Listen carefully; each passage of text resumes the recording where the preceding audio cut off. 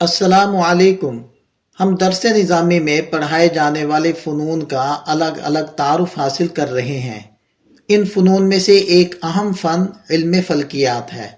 اس فن کی مشہور تعریف یہ ہے: هو العلم الباحث عن کیفیت اجرام السماوات و اشکالها و اوضاعها و مقادیر حرکاتها، یعنی یہ وہ علم ہے جو آسمانی اجسام یعنی سورج، چاند، ستارے، سیارے، ان کی کیفیت، ان کی شکلوں، ان کے مقامات اور ان کی حرکات کی مقداروں سے بحث کرتا ہے۔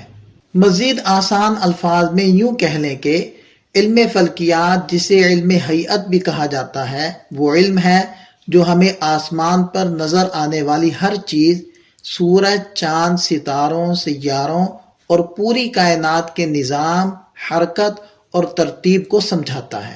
سادہ لفظوں میں یہ علم ہمیں بتاتا ہے کہ اوپر آسمان میں کیا ہو رہا ہے اور وہ کیسے ہو رہا ہے۔ یہ علم انسان کو یہ سمجھنے میں مدد دیتا ہے کہ کائنات کا یہ عظیم، باقاعدہ اور حیرت انگیز نظام اتفاق سے نہیں چل رہا، بلکہ ایک مضبوط، حکیمانہ قانون کے تحت چل رہا ہے۔ اسی لیے قرآن کریم ہمیں بار بار آسمان و زمین میں غور و فکر کی دعوت دیتا ہے۔ اس علم کو درس نظامی میں شامل کرنے کا مقصد کیا ہے؟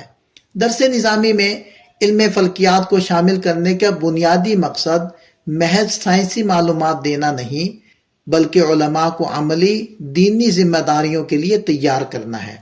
اس فن کے ذریعے علماء کو سمت قبلہ کو حقیقی اور علمی معنی میں سمجھنے کی صلاحیت حاصل ہوتی ہے، تاکہ نئی مساجد کی تعمیر میں قبلہ درست رکھنے کی رہنمائی کر سکیں۔ چونکہ بہت سی عبادات کا تعلق چاند کے طلوع و غروب سے ہے، اس لیے رؤیت ہلال سے متعلق مکمل بحث سامنے آتی ہے، جس میں شرائط، احتیاطیں، گواہی کا معیار، چاند کی شکلیں، افق سے بلندی اور اختلاف مطالع جیسے اہم مسائل شامل ہوتے ہیں، تاکہ علماء اس حساس مسئلے میں امت کی صحیح رہنمائی کر سکیں۔ اوقات صلاۃ کے باب میں تفصیلی فہم پیدا ہوتا ہے، تاکہ نمازیں وقت پر اور درست شرعی معیار کے مطابق ادا ہوں۔ شفق احمر اور شفق ابیض کا فرق، صبح صادق اور صبح کاذب کی پہچان اور مستقل اور دائمی نقشہ اوقات صلاح بنانے کی صلاحیت علماء میں پیدا ہو جاتی ہے۔ یوں یہ علم امت کی عبادات کے تحفظ کا ایک مضبوط ذریعہ بنتا ہے۔ لہٰذا اس علم کی ضرورت اور مقاصد میں سے پہلا مقصد ہوگا دینی ضرورتیں پوری کرنا، مثلا قبلہ کی درست سمت، نماز کے صحیح اوقات، چاند کے مہینوں کا آغاز۔ ان جیسی بنیادی ضرورت پوری ہوتی ہے کیونکہ یہ سب آسمانی اجسام کی حرکت سے براہ راست جڑے ہوئے ہیں۔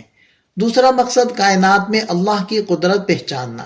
جب انسان فلک کے منظم اور دقیق نظام پر غور کرتا ہے تو اس کے دل میں یہ یقین راسخ ہوتا ہے کہ یہ سب ایک ہی خالق حکیم کی قدرت اور حکمت کا مظہر ہے۔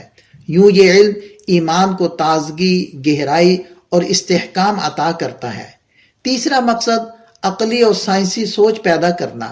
یہ علم ذہن کو مشاہدہ، حساب، ترتیب اور تحقیق کی طرف مائل کرتا ہے اور انسان میں سائنسی طرز فکر پیدا کرتا ہے، جو آج کے دور میں ایک داعی اور عالم کے لیے نہایت ضروری ہے۔